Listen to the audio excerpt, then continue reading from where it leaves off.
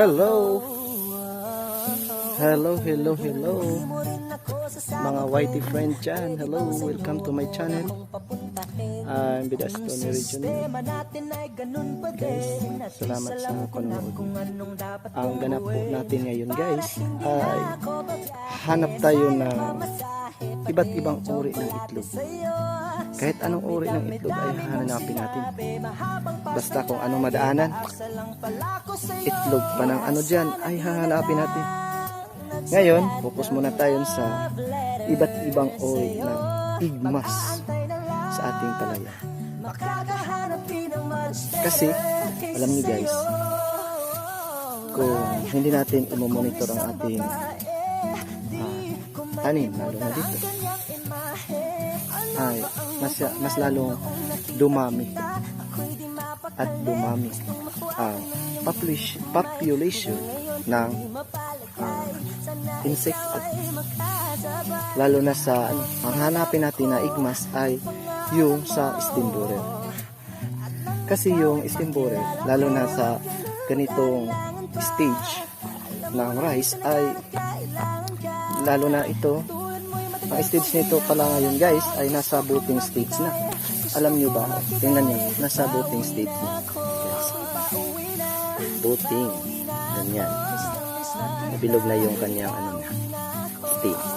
So, dapat kailangan nating hanapin at kung mayroon bang mga igmas ng stem borer sa hindi naman natin talaga madaling hanapin kasi yung itlog ng stem borer kasi guys ay mahirap hanapin kasi nandun sa gilid, hindi yun pa-display. Nangingitlog sila, hindi pa-display. Talagang tinatago nila sa pinaka-lulim na lugar. Kaya dito ngayon tayo sa gitna ng aking medyo may malalim kunti pero exit konti muna tayo sa guys, sa igmas na kasi nandito tayo sa resulta ng leaf folder. Ito ang resulta guys.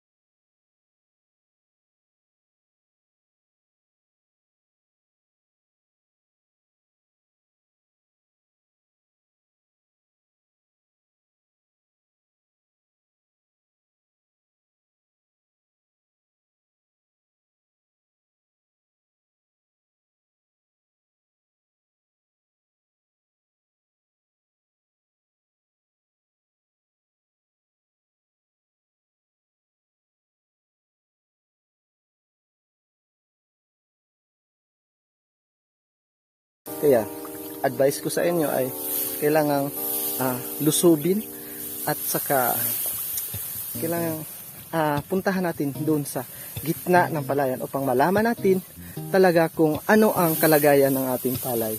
Maganda ba? Kasi kadalasan sa mga palayan guys ay mostly sa lahat ng mga farmer ay lalo na yung nagpipinance lang, yung may kaya, ay hindi talaga sila pumunta at hindi nila alam kung ano ang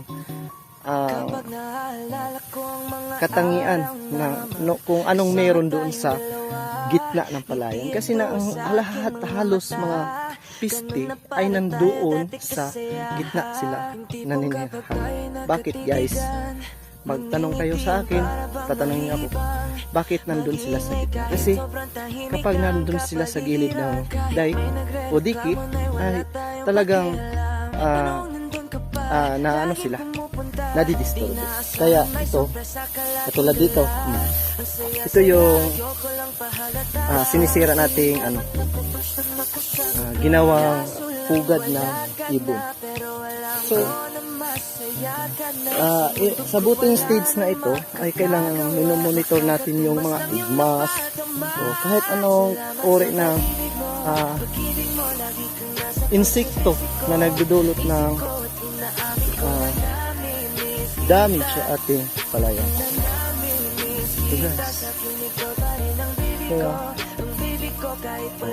Yan ang adult ng steam borer. Yan yung lumilipad. Una natin.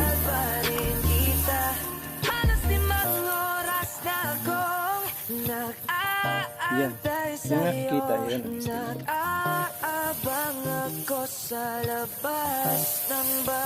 Bakit natin pigilan ang pagdami ng steam borer guys? Kasi alam nyo, ito ay halos magbigay ng malaking pagbaba ng ating yield.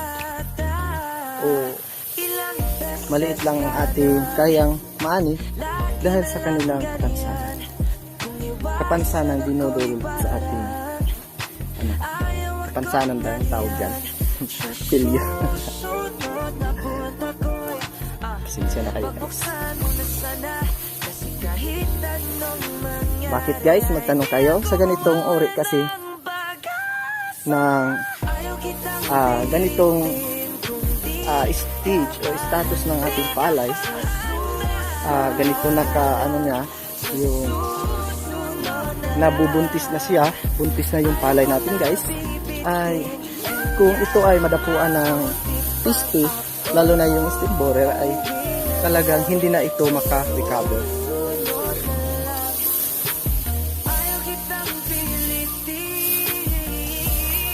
Madamage na ito guys. Saka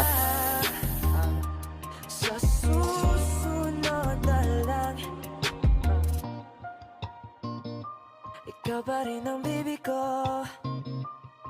Sa susunod na lang. Okay, let's continue. Pasensya na guys kasi na break konti kasi biglang namatay yung cellphone kasi nagwa-warning siya, overheat daw yung cellphone ko. Pero patuloy tayo guys. Saka yung topic natin ay ang sanhi kapag atakihin ang ating palay ng steam borer. Ang tawag nito, ang sakit niya ay yung whiteheads. Yung lumabas na lalo na during flowering kasi nasa buting stage na ito. Pag ina-attack ito ng steam borer ay ang resulta nito yung whiteheads. Kapag sa vegetative stage naman uma-attack yung steam borer, ang tawag doon yung resulta sa kanyang sanhi or damage ay yung tinatawag na whiteheads. Ay na, hindi pala. Dead hearts. Sorry. Dead hearts ang tawag doon. Whiteheads yung from budding to flowering. Doon uma-attack si steam borer.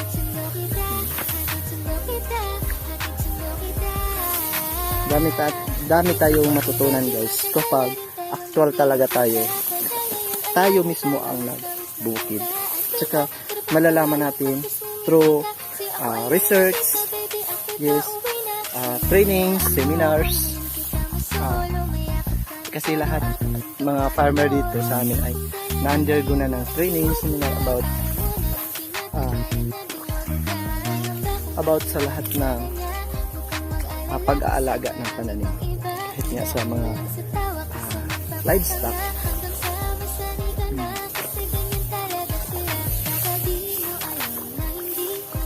Napakalalim guys. Kaya seryoso talagang sakit yung sakit na palay, lalo na yung umatake yung fungus at bakterya. Nakita tayong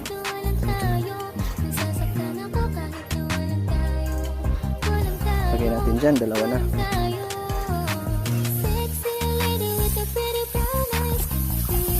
Yung nakita natin guys, ano yun, nagpupyup pa na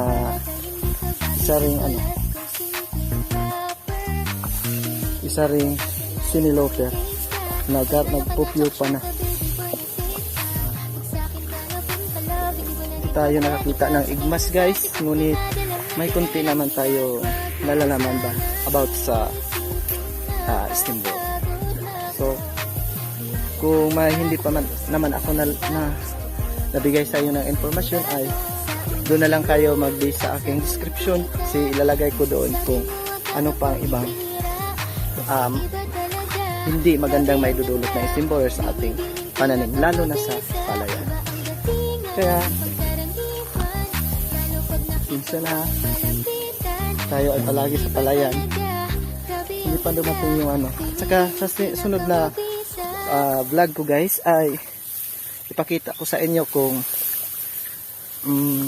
ilan kadami yung tillers ng aking palay sa bawat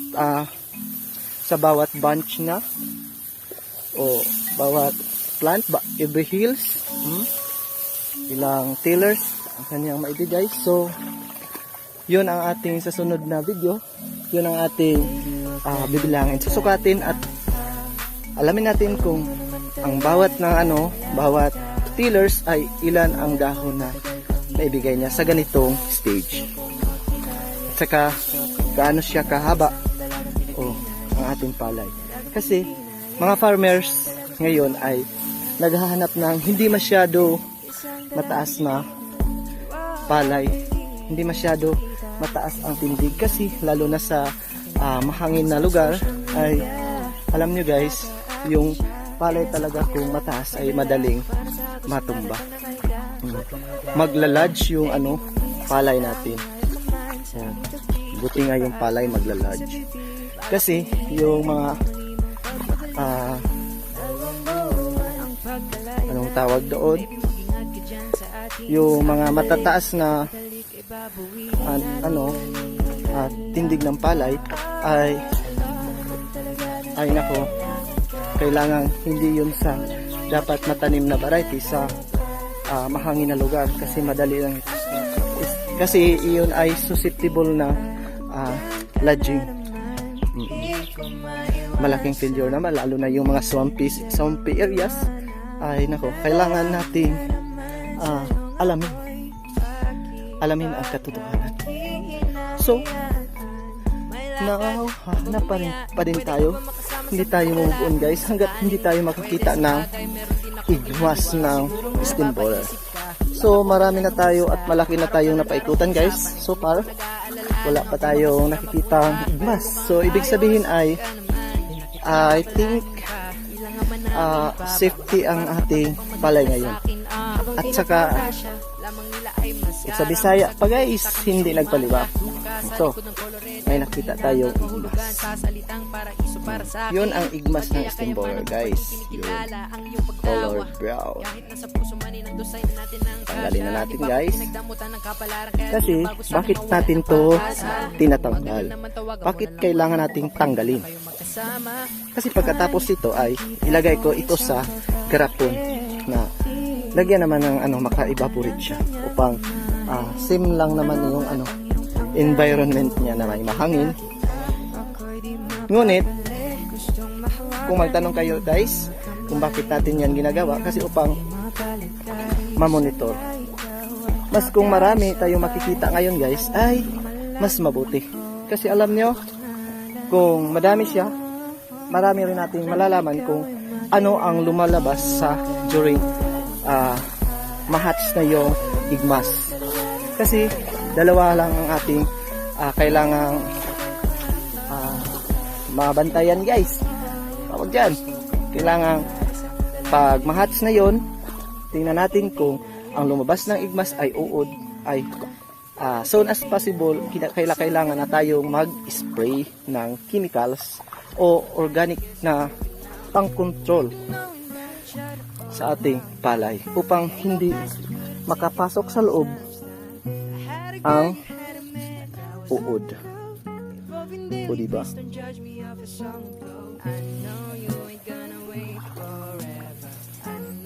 Kapag dalawa kasi yun ang sinabi ko, ha.